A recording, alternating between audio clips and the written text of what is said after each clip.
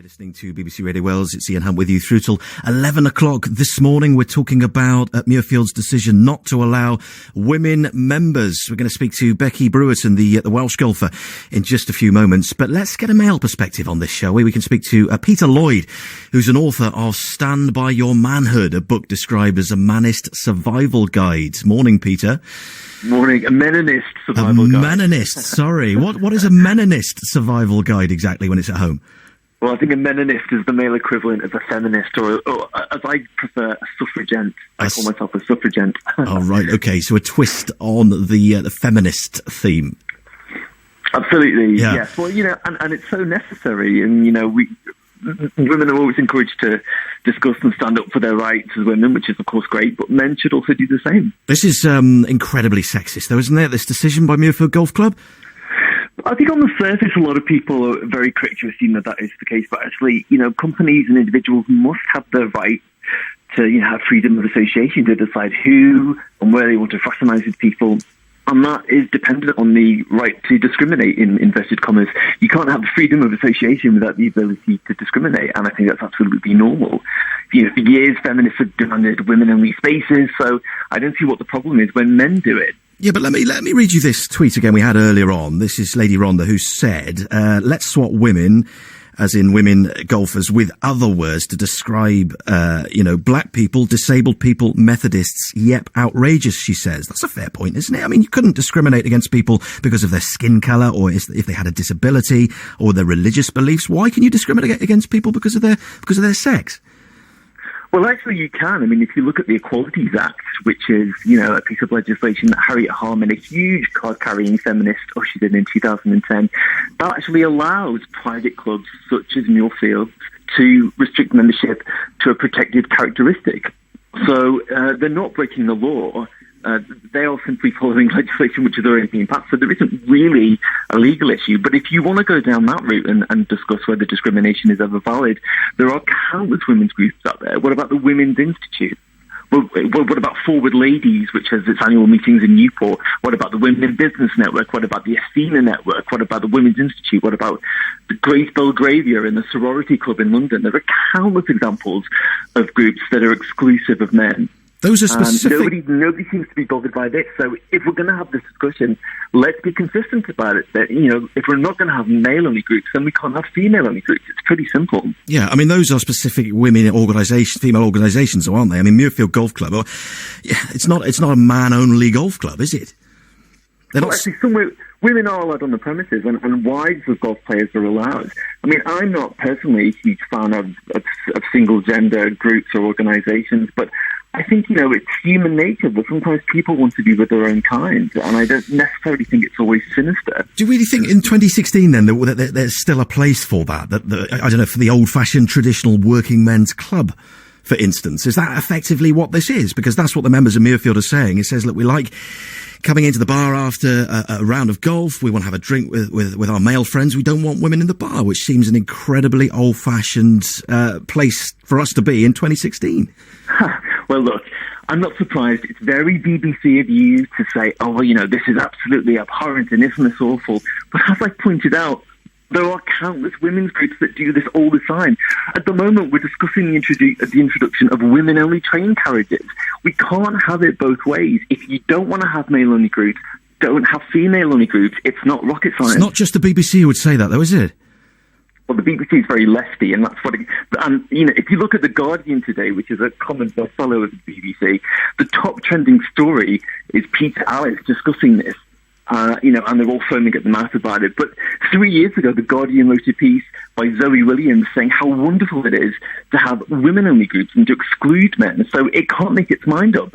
Okay. Peter, thank you for being with us. Appreciate your time this morning. That's Peter Lloyd. We can speak to Becky Brewerton, who's a regular, of course, on the circuit, a golfer here in Wales. Becky, good morning. Good morning. What are your thoughts then? You were listening to what Peter had to say there, and obviously you would have been across this news yesterday. What do you think? Well, actually, he did make some valid points there as well. I think my only problem, which the RNA have now rectified, is the fact that because they now allow women members and a lot of other clubs have conformed and changed their rules, having or hosting a huge sporting event like the Open should be taken off them. And now that it has been, that's the way they want to play things, and that's fine. And yeah, you did make some valid points there about their women's groups. There are a few courses that I know of that are ladies-only golf clubs as well. So I wouldn't say, for me, it's the end of the world that they've decided not to allow women members. But I think with them, it does seem to be slightly more sinister in the fact that even the sight of a woman, walking in front of the clubhouse or having to go to the back kitchen to eat food makes it seem like the thought of seeing a woman is kind of repulsive. Interesting you talk about there are golf courses around which don't particularly welcome women. Is that the case in Wales in certain places? I've never known it in Wales, to be honest. There may well be. I'm really not sure. I've never been to any course in Wales where I've not been made thoroughly welcome. And to be honest, even a couple of the male-only clubs like Royal Troon, I've been and played golf there. We used to play a huge amateur tournament there. I've been allowed in the clubhouse to eat lunch or breakfast like any other person, even though that is a male-only club. So, yeah, it's a bit of a strange one, but I think the difference with Muirfield is there does seem to be an attitude, and it's not maybe just towards women, it's towards any outsider. It's quite snooty, it's very snobby. It's just not the fact that they don't allow women, it's their general attitude, I think, that causes a slight problem as well. I've had a tweet from Craig who says there are more female-only golf clubs than male-only golf clubs. This is a storm in a teacup. And Peter accusing us of being a bit too lefty on this. What do you think? I mean, are we all getting a little bit too wound up and foaming at the mouth over this, Becky? I mean, is there a danger of an overreaction, perhaps? I think there probably is, as Peter rightly said, and I actually don't know if that's correct or not, that there are more women's only clubs than men's. I do certainly know of a few. So yes, there is a certain element of you can't have it both ways.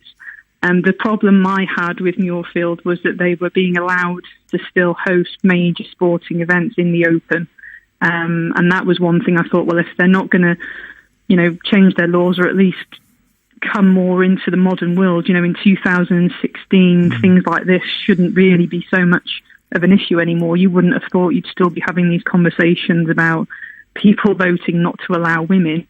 So the fact that the Open has gone to them is a solution for me. And, if they want to keep their club all male, I wouldn't necessarily have a massive problem with it, to be honest. Do you see this having any kind of wider impact on the tour? I mean, how do you think this will play out now? Well, we still have this general problem on the tour. There is obviously huge discrepancy in the professional game between men's and women's prize money, standards sometimes of facilities, and so on. We recently played a tournament in Morocco where both tours were there jointly together, the men's European Tour and the ladies' European Tour as well. And that was a great thing to have done. But even then, we were given the slightly lesser facilities in terms of practice ground, putting green. Things were done slightly differently. Really? And of course, the prize money's a major issue as well. Even though we play the same amount of rounds, everything's really, in essence, the same. So there is a problem there. I wouldn't necessarily say it comes from things like the decision at Muirfield, but in general, we have got to try and close that gap a little bit, I think. Becky, lovely to have you with us this morning. Thank you very much indeed. That's Welsh golfer Becky Brewerton on this story, and we'll love to get your thoughts as well. 03700 100 110. Still time for you to get in touch on this one this morning. Let's get the latest on the roads.